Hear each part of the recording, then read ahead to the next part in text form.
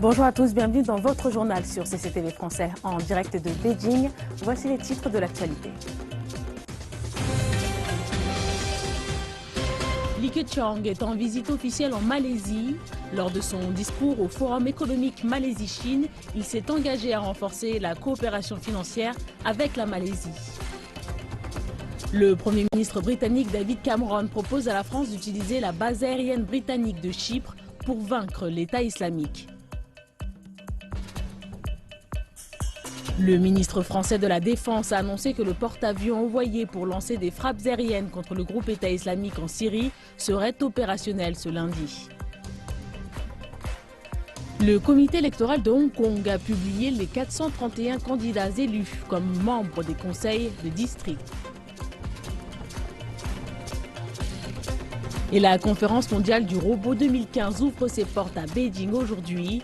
Les visiteurs pourront voir les robots cuisiner, nettoyer et jouer au football.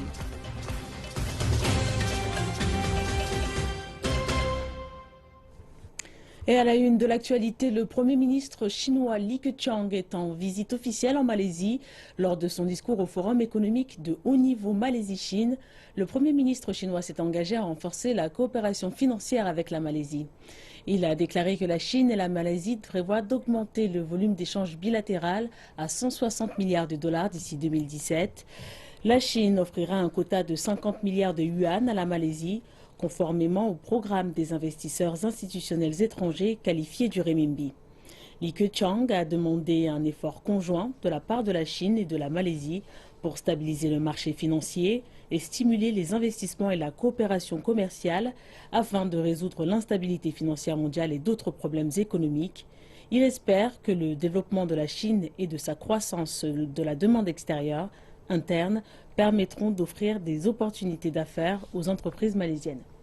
Li Keqiang a ajouté que d'ici les 5 prochaines années, la Chine s'attend à importer des biens étrangers de la valeur de 10 000 milliards de dollars. La Chine et l'Association des nations de l'Asie du Sud-Est ont conclu un accord à Kuala Lumpur pour améliorer leur zone de libre-échange et développer la coopération dans le commerce et l'économie. Durant les négociations Chine-ASEAN, un accord a été signé pour améliorer l'accord de libre-échange au centre de convention de Kuala Lumpur et en présence du Premier ministre chinois et des dirigeants des 10 membres de l'ASEAN.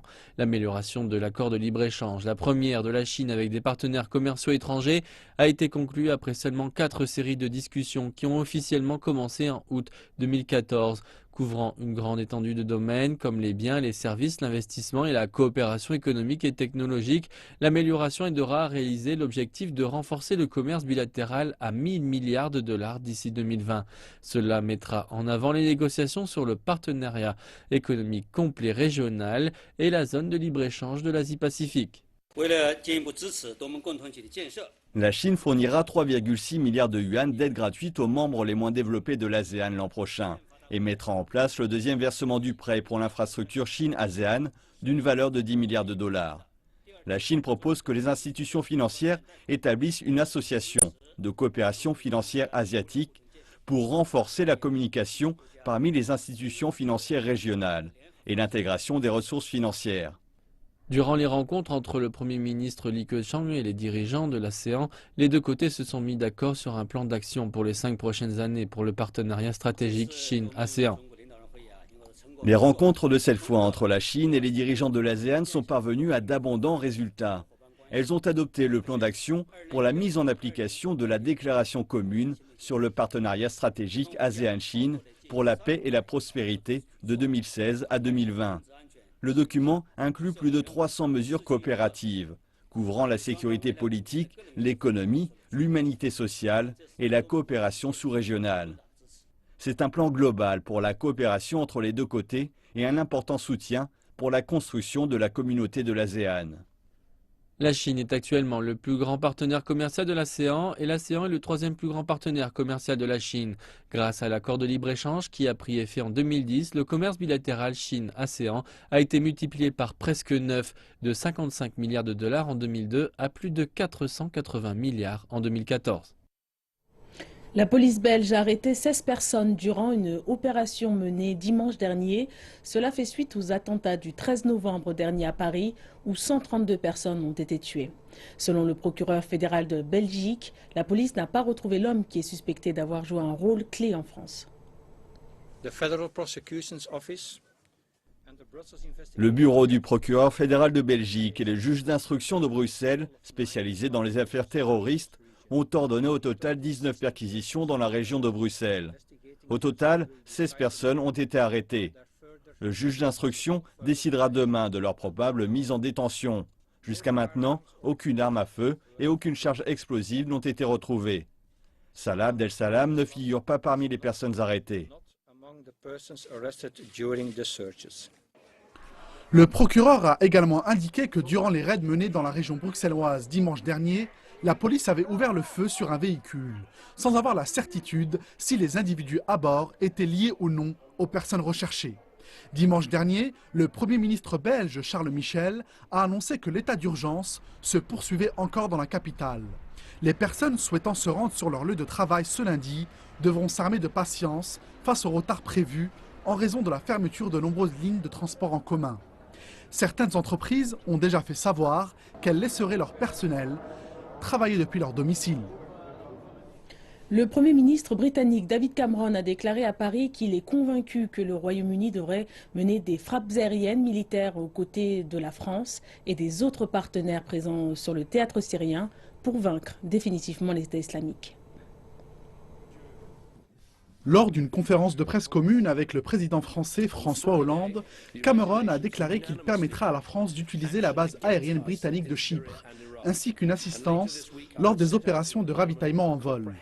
Cameron a par ailleurs fait savoir qu'il présentera à la fin de cette semaine au Parlement britannique un plan stratégique détaillé pour vaincre l'État islamique.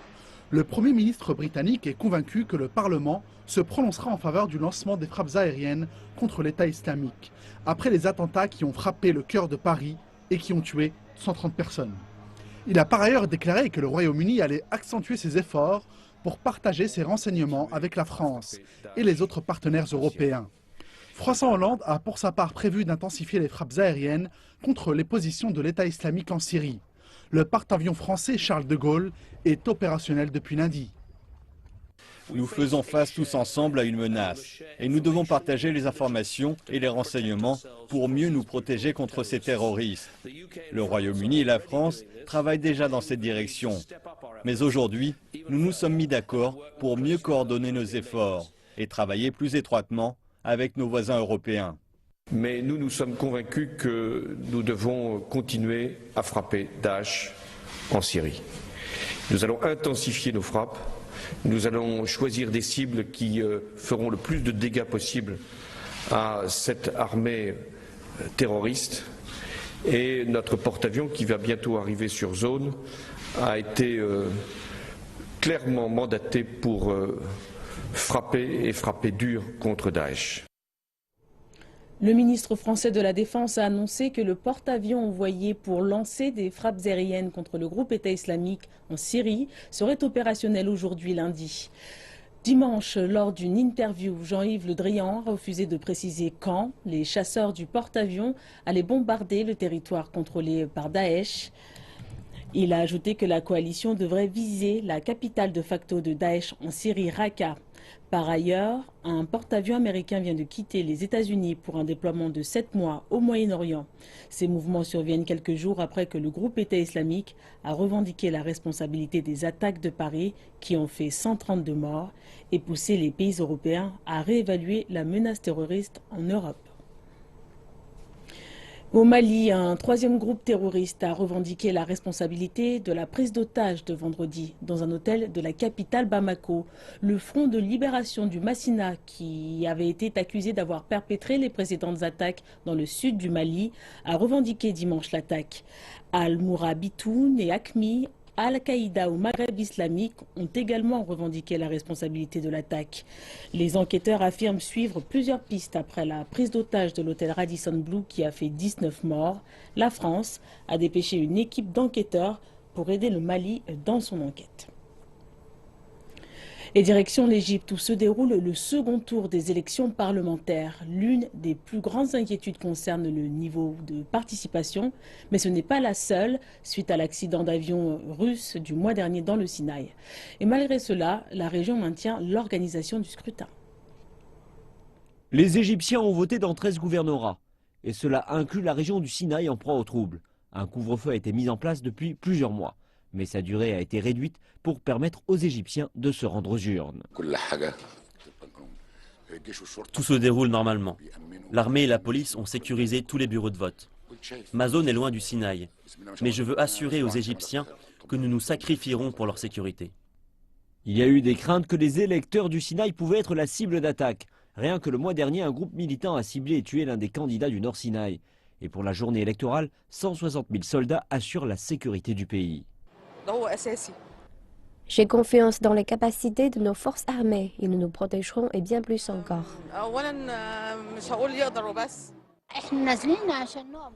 Nous sommes venus pour voter en soutien à notre pays et notre président.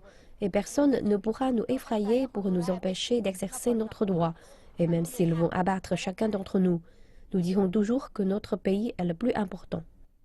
Mais tout comme lors du premier tour, peu de jeunes électeurs étaient présents dans les rues. Seuls 26% d'entre eux ont voté au premier tour. Il s'agit de la phase finale de cette feuille de route politique qui a débuté lors de l'éviction en 2013 de l'ancien président Mohamed Morsi. Et malgré les menaces sécuritaires dans le pays, par exemple dans des régions sensibles comme le Sinaï, tous espèrent mettre un terme à cette transition d'ici la fin de l'année. Les médias japonais ont rapporté qu'une explosion avait été entendue au sanctuaire Yasukuni, situé au centre de Tokyo lundi vers 10 h du matin. Le NHK, diffuseur public du Japon, a annoncé que le site de l'explosion se trouvait dans les toilettes situées près de la porte sud du sanctuaire et le plafond des toilettes ont été partiellement détruits. On n'a déploré aucun blessé. À Yasukuni sont enchâssés 14 criminels de guerre japonais de classe A de la Seconde Guerre mondiale et il est considéré comme symbole du passé militariste japonais. Merci de nous retrouver pour la deuxième partie de cette édition. Nous reprenons avec le comité électoral qui a publié sur son site internet les résultats de l'élection des conseils des districts de Hong Kong organisée un jour plus tôt. Après le décompte, les résultats ont montré qu'un total de 431 personnes avaient été élues comme membres de conseils de district. L'Alliance démocratique pour l'amélioration et le progrès de Hong Kong, le DAB, a obtenu 119 sièges et s'est emparé d'environ 30% des sièges. C'est la première élection globale organisée à Hong Kong depuis le mouvement illégal Occupy Central et la réforme politique. Près de 1 468 000 électeurs enregistrés ont pu aller voter le 22 novembre de 7h30 à 22h30. Le taux de participation cumulé est d'environ 47%, un record pour des élections ordinaires de conseil de district. Je viens voter pour l'élection de district tous les ans et je vis dans ce district. Je sais qui travaille pour nous. L'élection de district doit choisir la personne qui offre pour le district. Je vote pour la personne qui se positionne contre le mouvement Occupy Central. Peu importe d'où elle vient, je veux voter pour elle, car ce n'est pas bien de perturber la vie des citoyens. Le Conseil des affaires d'État de la Chine a émis une directive sur le développement lié à la consommation. Cette directive met l'accent sur la réforme des approvisionnements pour mieux satisfaire les besoins du public et accélérer l'échelle industrielle. Cette ligne directive souligne le rôle décisif du marché de l'allocation des ressources. Les services, l'information, les produits verts et les produits de mode font partie des secteurs prioritaires du document. Conformément au document, la Chine accélérera l'innovation institutionnelle, améliorera l'environnement de la consommation, augmentera les approvisionnements efficaces et optimisera les politiques de soutien de croissance. Les mesures pratiques créeront une supervision de meilleure qualité, une protection des consommateurs et faciliteront les politiques de visa pour les visiteurs étrangers. La consommation nationale sera le moteur clé du futur développement économique de la Chine. La conférence mondiale de la robotique a commencé aujourd'hui à Beijing. Plus de détails.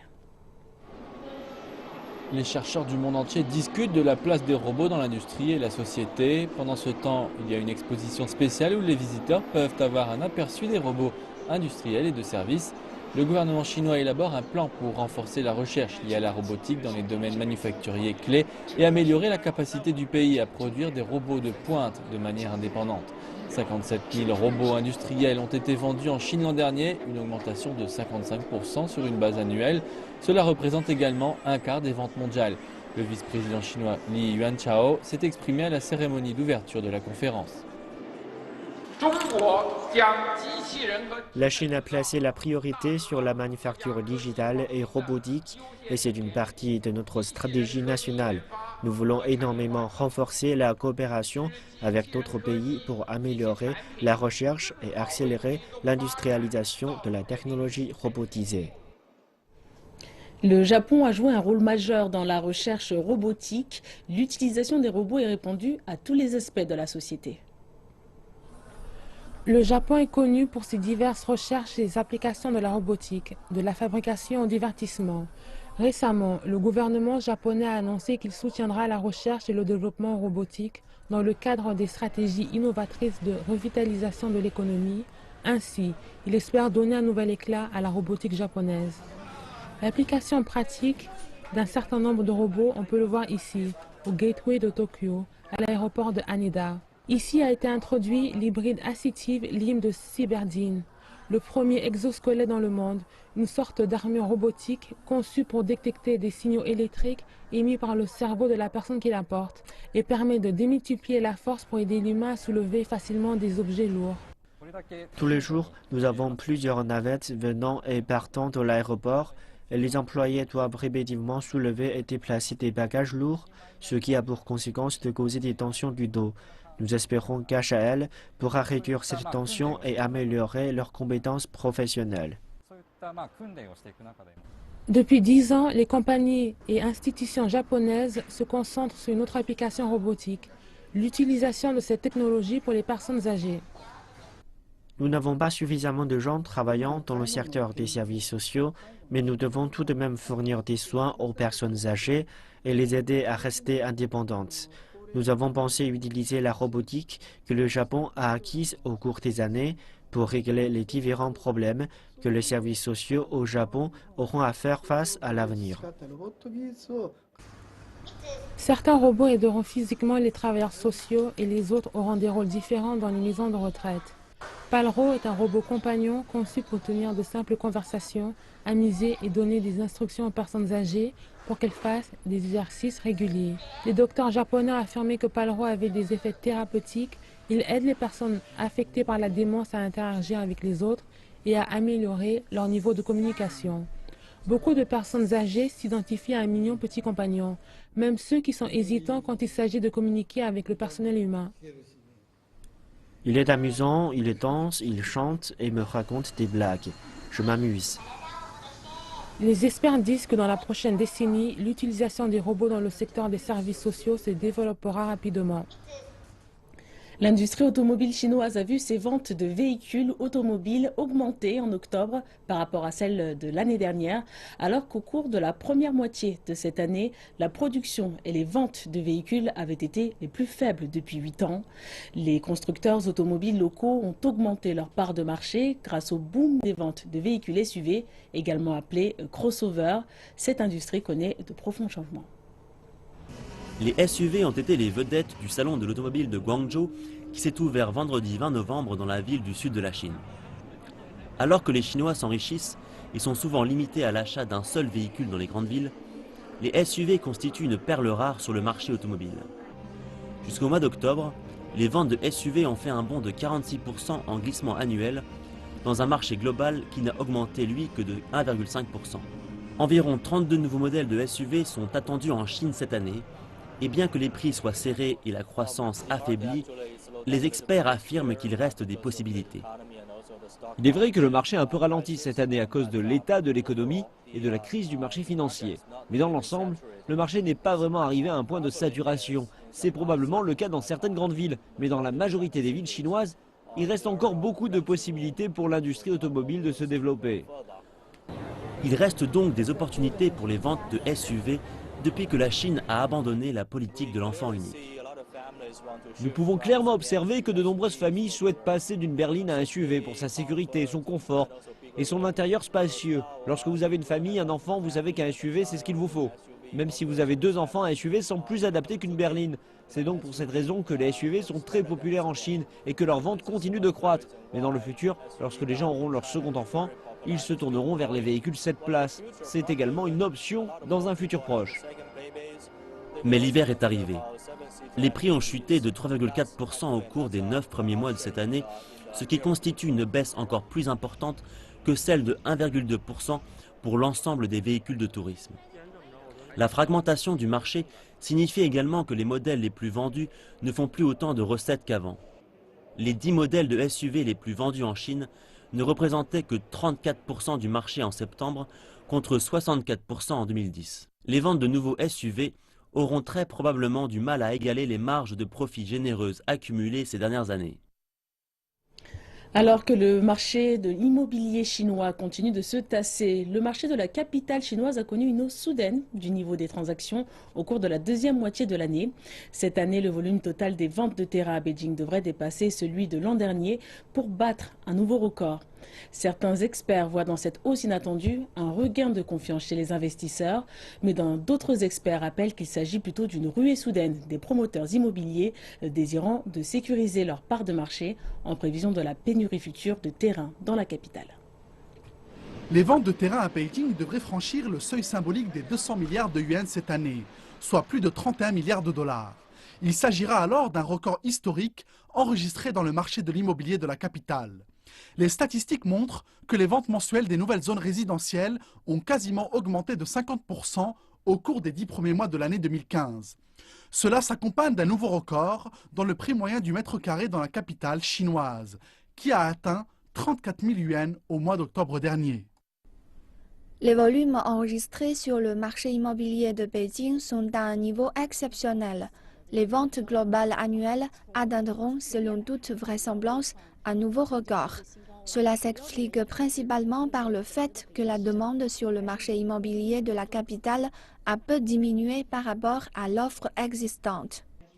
L'offre foncière à Beijing est en constante diminution, alors que la densité à l'intérieur de la ville atteint déjà des sommets. Les promoteurs immobiliers se disputent désormais les terrains situés en périphérie de la capitale. Certaines zones s'arrachent à des prix 50% plus élevés que le niveau classique. Les experts rappellent que l'offre foncière n'atteindra pas les objectifs fixés par le gouvernement. La municipalité de Beijing prévoyait de mettre sur le marché près de 18 millions de mètres carrés cette année. Mais jusqu'à présent, on constate que seulement 12 millions de mètres carrés ont été octroyés. Ainsi, nous anticipons une forte baisse de l'offre foncière à la fin de l'année 2015. D'autres experts ont fait connaître leurs inquiétudes relatives à la ruée actuelle des promoteurs immobiliers qui tentent d'arracher les dernières parcelles de terrain disponibles dans la capitale. Et ce, alors que le niveau de stock des appartements vides à travers le pays est à son plus haut niveau. Depuis plusieurs jours, la Chine connaît des conditions météorologiques extrêmes, alors que dans le nord du pays, les températures baissent et de fortes chutes de neige pénalisent les déplacements. Le sud du pays profite des températures particulièrement clémentes pour cette période de l'année. Un point sur la situation. Des tempêtes de neige ont balayé une large partie du nord de la Chine. La circulation routière a été perturbée, des avions ont été cloués au sol et des TGV retardés à Beijing, Tianjin, dans la province du Hebei, ainsi que la région autonome de Mongolie intérieure. Dans la capitale, plusieurs milliers de personnes et des centaines de véhicules ont été mobilisés dimanche pour déblayer les routes. Par ailleurs, 300 vols ont été annulés à l'aéroport de Beijing.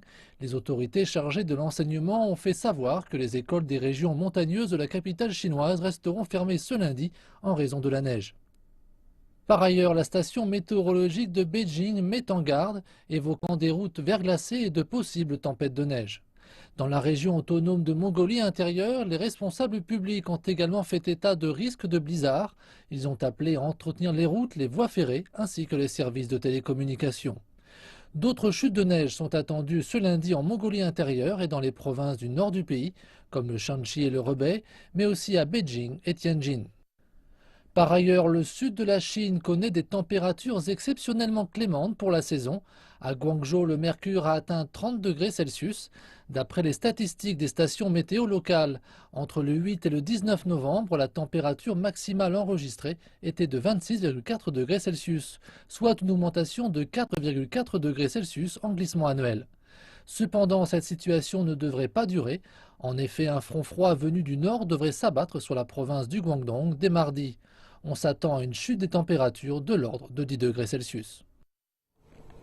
Les récompenses annuelles des Golden Horse sont venues couronner les vainqueurs d'une cérémonie qui s'est tenue samedi soir à Taipei. Les prix des Golden Horse font partie des plus prestigieux pour les films en langue chinoise.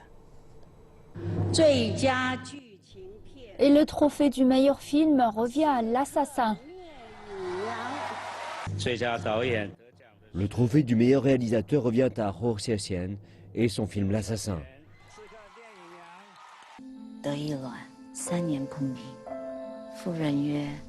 Comme attendu, le réalisateur taïwanais Hou Hsiao-hsien et son film L'Assassin ont obtenu les deux récompenses les plus convoitées, meilleur film et meilleur réalisateur, dans cette intense compétition de la 52e édition des Golden Horse, samedi soir à Taipei. L'Assassin a été nommé dans 11 catégories et a récolté les plus hautes récompenses pour la cinématographie, la production et les effets. La cérémonie des Golden Horse est considérée comme l'équivalent chinois de l'Académie américaine des Oscars et a sélectionné 39 films sur les 427 présentés cette année, et ce dans 22 catégories. La cérémonie des Golden Horse est devenue l'une des plus importantes pour les films chinois dans le monde. Nous devrions continuer à travailler ensemble afin d'améliorer encore les Golden Horse. Un autre grand moment de la cérémonie fut pour Feng Xiaogang, réalisateur réputé de la partie continentale de Chine, qui a remporté le trophée du meilleur acteur pour son portrait d'un gangster âgé dans la comédie Mr. Six. Feng n'a pas participé à la cérémonie, devant être présent à un concert de musique à Beijing pour promouvoir le film Mr. Six. Et au nom de Feng, le réalisateur de Mr. Six, Guan Hu, a récupéré le trophée et transmis quelques mots de Feng. Je ne suis pas Feng Xiaogang. Je viens simplement vous transmettre son message original. Je pense que l'on devrait me remettre le trophée du meilleur nouvel acteur car je suis nouveau dans ce cercle-là. Et avoir le trophée du meilleur acteur au début de ma carrière, est-ce que peu de place pour mon développement à l'avenir? L'Oscar de la meilleure actrice est revenu à Carina Lin pour sa performance dans Sing Flower. Les films de la partie continentale du pays ont obtenu une part croissante au niveau des nominations. Le directeur de la partie continentale, Jia Zhangke, a remporté le trophée du meilleur scénario pour son film Mountains May Depart. Et Ben Merceden a remporté la récompense de la meilleure adaptation scénaristique pour son film Tarlo. Et c'est la fin de cette édition. Merci de nous avoir suivis. On se retrouve dans 1h30 pour l'Afrique Info. Excellente suite de programme.